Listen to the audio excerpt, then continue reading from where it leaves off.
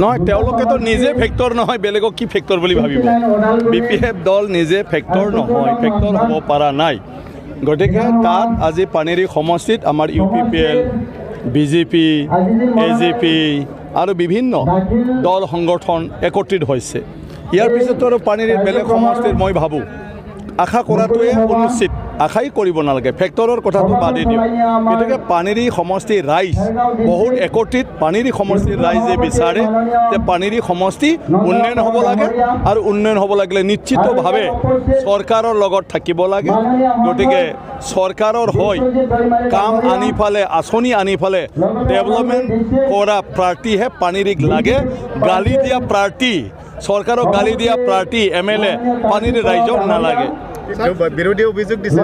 যে মানে যেহেতু বিজেপিৰ পৰা আহিছে মানে আঞ্চলিকতা বাদক ধ্বংস কৰিবৰ কাৰণে বিশ্বজিতক মানে কৰিছে বুলি কৈছে কি ক'ব নহয় চাওক আঞ্চলিকতা বাদী কৰি ফালে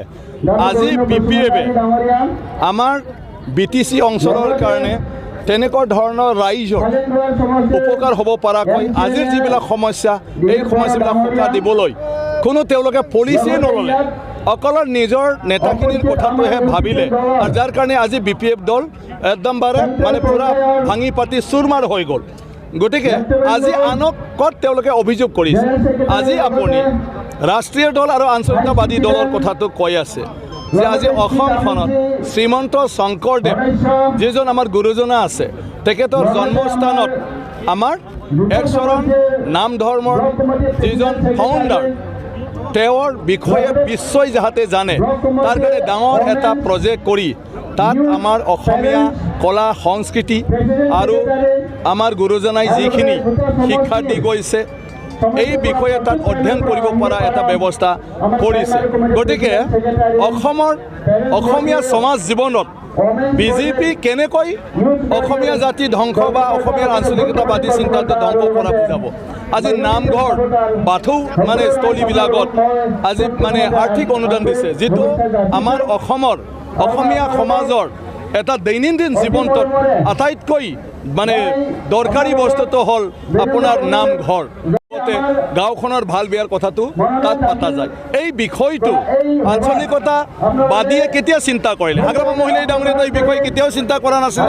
কিন্তু আজি বিজেপি দলেতো সেইটো চিন্তা কৰি ৰাইজক সেইবিলাক কাম কৰি দিলে কলেজ ইউনিভাৰ্চিটিৰ পৰা আৰম্ভ কৰি সব কৰিছে হাগ্ৰামা ডাঙৰীয়াই যি কৰিছে অকল চুক্তিত